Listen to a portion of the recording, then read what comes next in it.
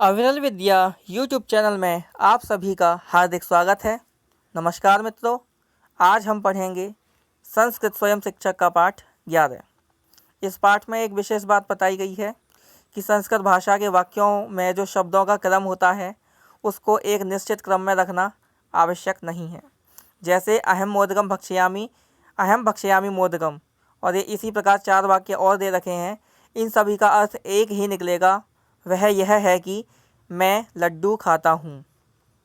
दूसरी कि किसी का नाम अगर आप संस्कृत में लिखते हैं तो आप उसको संस्कृत में अनुवाद ना करें, उसके नाम को यों का त्यों ही रहने दें। अगर किसी का नाम विलियम है तो आप उसको विलियम ही रहने दें, किसी का नाम मोहम्मद है तो आप उसको मोहम्मद ही रहने दें। ठीक है। आगे, संस्कृत भाषा में दूसरी आसानी यह है कि लिंग के अनुसार शब्दों की विभक्तियाँ इसमें नहीं बदलती, और जिस अवस्था में बदलेंगी इस पुस्तक में बता दिया जाएगा कहाँ बदलती हैं। उदाहरण के लिए देखिए, तस्य लेखनी, उसकी लेखनी, तस्य पुस्तकम, उसकी किताब, तस्य फलम, उसका फल, तस्य पुत्रः, उसका लड़का। हिंदी में क्या होता है कि जो शब्द का जो लिंग होता है उसके ही अनुसार हमें जो है सर्वनाम का प्रयोग करना पड़ता है हिंदी भाषा में। जैसे लेखनी स्त्रीलिंग है तो इसके लिए हम क्या प्रयोग करेंगे, उसकी। परंतु संस्कृत भाषा में ऐसा नहीं है। संस्कृत भाषा में क्या चलता है कि कर्ता के अनुसार सर्वनाम का प्रयोग करते हैं हम। कर्ता अगर स्त्रीलिंग का होगा तो उसके लिए स्त्रीलिंग का प्रयोग किया जाएगा, और अगर कर्ता पुल्लिंग का होगा तो उसके लिए पुल्लिंग का प्रयोग किया जाएगा। लेकिन हिंदी भाषा में क्या है, हिंदी भाषा में इसका उल्टा होता है कि यहाँ पर जो शब्द होता है उसके अनुसार सर्वनाम का प्रयोग करते हैं। और संस्कृत भाषा में क्या होता है, जो है जिस लिंग का सर्वनाम होता, जिस लिंग का कर्ता होता है उस लिंग का सर्वनाम प्रयोग करते हैं। और यहाँ क्या होता है, यहाँ पर जो शब्द है, जो कर्म है, उसके अनुसार चलता है। ठीक है। तो ये आगे नियम आएगा उसमें देखेंगे। हरिओम। आगे बढ़ते हैं। जैसे अब वाक्य पढ़ते हैं कुछ। त्वम अद्य गृहं गंतुम किमर्थम इच्छसि, तू आज घर जाने की क्यों इच्छा करता है। अद्य मम पिता गृहं आगमिष्यति, आज मेरा पिता घर आएगा। अब ऐसे कोई नहीं बोलता कि आज मेरा पिता घर आएगा। क्यों? क्योंकि हिंदी भाषा का अपना नियम है और संस्कृत भाषा का अपना नियम है। संस्कृत भाषा में यह है कि यदि कर्ता एक वचन का है तो उसकी क्रिया भी एक वचन की ही होगी, परंतु हिंदी भाषा में हम सम्मान के लिए एक वचन के कर्ता के साथ बहुवचन की क्रिया का प्रयोग कर सकते हैं। तो आप हिंदी में इसे ऐसे कह सकते हैं कि आज मेरे पिताजी घर आएंगे, परंतु जब इसको संस्कृत में अनुवाद करेंगे तो आपको यही कहना पड़ेगा कि अद्य मम पिता गृहम आगमिष्यति। वाक्य 3। सह कदा आगमिष्यति त्वं जानासि किम, वह कब आएगा तू जानता है क्या। नहीं अहम न जानामि परंतु सह रात्रौ आगमिष्यति, नहीं मैं नहीं जानता परंतु वह रात्रि में आएगा। जानसनः इदानीम किम करोति, जानसन अब क्या करता है। वाक्य 6। सह पत्रम लिखति, वह पत्र लिखता है। दीवान चंद्रः धौतम वस्त्रम आनयति, दीवान चंद्र धोया हुआ कपड़ा लाता है। रामकृष्णः इदानीम दीपम कुत्र नयति, रामकृष्ण अब दिया कहाँ ले जाता है। सह पठनाय दीपम पुस्तकम च नयति, वह पढ़ने के लिए दिया और पुस्तक ले जाता है। संस्कृत भाषा में जो और शब्द है उसके लिए च शब्द आता है। संस्कृत जैसे हिंदी भाषा में बोलते हैं और संस्कृत भाषा में उसको कहते हैं च, परंतु इसका प्रयोग दो शब्दों के बीच में नहीं करते, हम दो शब्दों के बाद करते हैं। जैसे दीपम पुस्तकम च, ये नहीं बोलेंगे कि दीपम च पुस्तकम। हिंदी में क्या है, दो शब्दों के बीच में और का प्रयोग किया जाता है, और संस्कृत में क्या है कि जो शब्द आ चुके होते हैं उसके पश्चात करते हैं हम प्रयोग, एक शब्द छोड़कर कम से कम दो शब्दों के बाद करते हैं और का प्रयोग। और के लिए संस्कृत में क्या है, च। सह पठनाय दीपम पुस्तकम च नयति, वह पढ़ने के लिए दिया और पुस्तक ले जाता है। कस्य पुस्तकम अस्ति, कस्य माने किसका, किसकी, किसके। ठीक है, तो कस्य पुस्तकम अस्ति, किसकी पुस्तक है। कस्य बोलते हैं किसी लड़के के लिए, यानी किसी लड़का है, यानी पुल्लिंग के लिए। कस्य और कस्याह बोलते हैं स्त्रीलिंग के लिए। अगर हम ये कहना चाहेंगे किस लड़की की पुस्तक है, तो हम कहेंगे कस्याह बालिकायाः पुस्तकम अस्ति। और अगर हम ये इतना भी कहते हैं कि कस्याः पुस्तकम अस्ति, तो इसमें यह निश्चित होता है कि यह किसी न किसी स्त्रीलिंग यानी कि किसी लड़की या की ही पुस्तक है। ऐसे ही इसने कहा कि कस्य पुस्तकम अस्ति, तो इसका मतलब होगा किसकी पुस्तक है, तो इसमें यह किसी लड़के की पुस्तक है, यह स्पष्ट होगा। मम पुस्तकम अस्ति, मेरी पुस्तक है। तव वस्त्रम नास्ति किम, तेरा कपड़ा नहीं है क्या। सत्वरम आगच्छ पीतम पुष्पम च पश्य, शीघ्र यहाँ आ और पीला फूल देख। मित्रों, पूर्व पाठों में आपने अकारांत शब्दों के रूप देखे थे एक वचन में, 7 विभक्तियों में, ठीक है, और संबोधन का भी रूप देखा था। इस पाठ में अब इकारांत शब्दों के रूप दिए जा रहे हैं। अब देखते हैं कि इकारांत होता क्या है। यस्मिन् अन्ते इ भवति सह इकारांतः, जिस शब्द के अंत में इ स्वर होता है वह इकारांत होता है। अब आप देखिए कि कैसे होता है इकारांत। जैसे रवि शब्द है, रवि, तो रवि में क्या है, आप देखेंगे कि अंत में जो मात्रा है वो किसकी आ रही है, वो आ रही है छोटी ई यानी ह्रस्व ई, उसकी मात्रा आ रही है। तो यह शब्द क्या हुआ, इकारांत। और रवि जो शब्द है वह संस्कृत भाषा में पुल्लिंग माना जाता है, ठीक है। संस्कृत भाषा में हर शब्द का लिंग निश्चित होता है। तो यहाँ पर ये शब्द है पुल्लिंग शब्द, ऊपर से कैसा शब्द है, इकारांत। अगर आपको फिर भी नहीं समझ में आ रहा तो आप इसके रवि शब्द के टुकड़े कर लीजिए अलग अलग। इसके टुकड़े करेंगे तो क्या बनेगा, र धन अ धन व धन ई, तो अंत में इसके क्या आ रही है, ई। तो इस वजह से यह जो शब्द है वह है इकारांत शब्द, और यह पुल्लिंग का शब्द है, इसलिए कहेंगे इसको इकारांत पुल्लिंग शब्द। तो मित्रों, इसके रूप हैं प्रथमा विभक्ति में रविः, द्वितीया रविम, तृतीया में रविणा, चतुर्थी में रवये, पंचमी में रवेह, षष्ठी में रवेह, सप्तमी में रवौ, और संबोधन में हे रवे।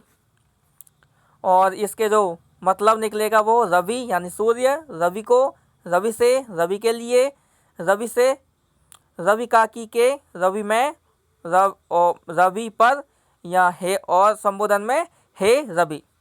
इसी प्रकार अग्नि, अधि, अहि, उदधि, कवि इत्यादि इकारांत पुल्लिंग शब्द के रूप बनेंगे।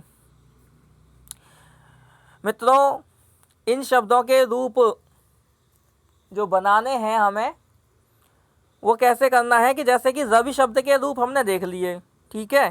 तो अब हम अग्नि शब्द जो है इसके भी रूप आसानी से बना सकते हैं। कैसे कि जैसे इसमें लिखा है रवि ही, तो अग्नि प्रथमा विभक्ति में हम क्या करेंगे, यहाँ पर विसर्ग लगा देंगे तो हो जाएगा अग्नि ही। ऐसे ही इसमें कहा है रविम, तो हम कह देंगे अग्निम। इसी प्रकार से रूप चलते रहेंगे। अब अग्नि ही जो अग्नि शब्द होगा उसमें तृतीय विभक्ति में होगा अग्निना, जबकि रवि में है रविणा। इसमें तो आएगा णा, इसमें आएगा अग्निना।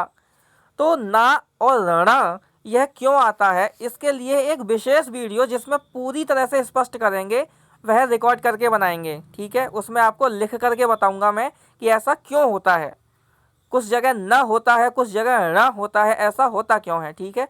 वह एक जो है अलग वीडियो में बता दिया जाएगा आपको। आगे बढ़ते हैं कुछ शब्दों को।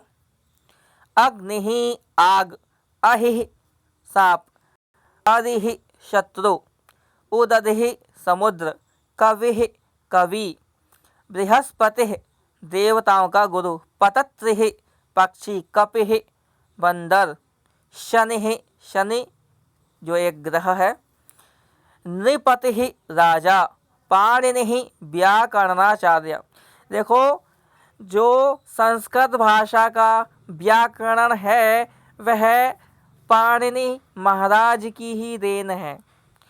आज के समय में जितने भी व्याकरण ग्रंथ आपके सामने मौजूद हैं वह महर्षि पाणिनि महाराज के व्याकरण को आधार मानकर ही लिखे गए हैं। चाहे वो लघु सिद्धांत कौमुदी हो, चाहे मध्य सिद्धांत कौमुदी हो, चाहे व्याकरण सिद्धांत कौमुदी ही क्यों ना हो, उस सब में पाणिनि महाराज के ही सूत्र हैं। पाणिनि महाराज ने अष्टाध्यायी नाम का ग्रंथ लिखा है। अष्टाध्यायी नाम का ग्रंथ लिखा है जिसमें लगभग 4000 सूत्र हैं और 4000 सूत्रों में उन्होंने संस्कृत के व्याकरण को बांध दिया है। उन 4000 सूत्रों का विस्तार से अध्ययन करने के पश्चात मनुष्य व्याकरण में पारंगत होता है।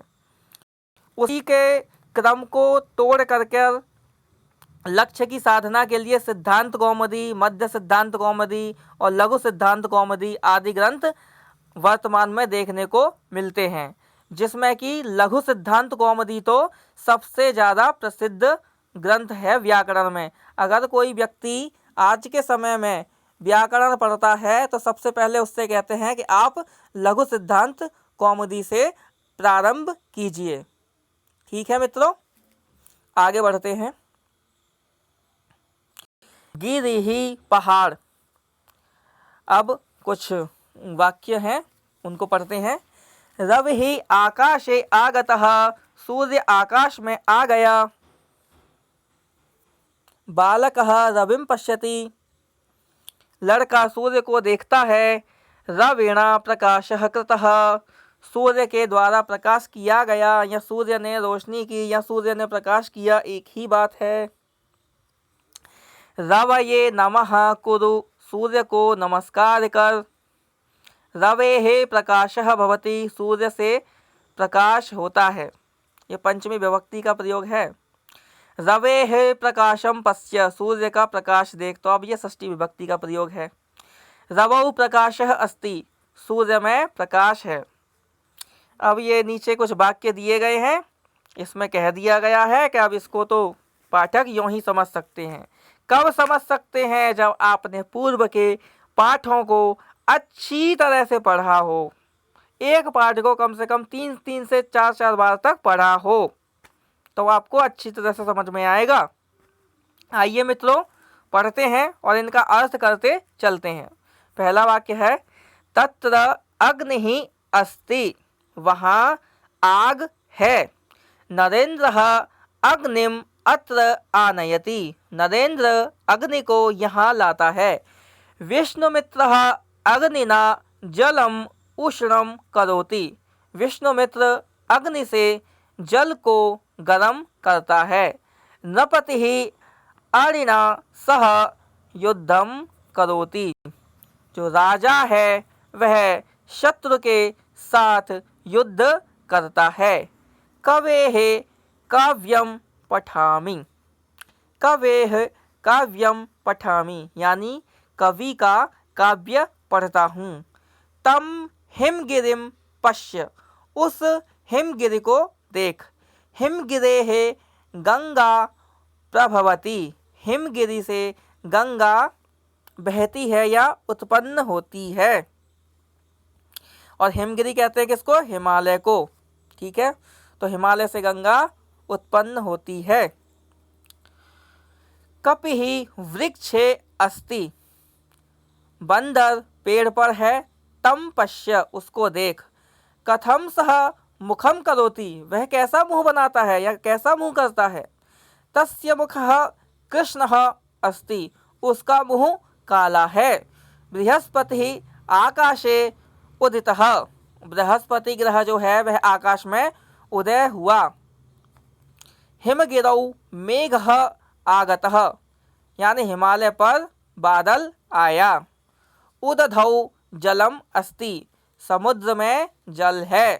तत्र अहिः अस्ति, अतः तत्र न गच्छ। अब अहिः माने क्या होता है मित्रों? पढ़ा था हमने ऊपर, सांप।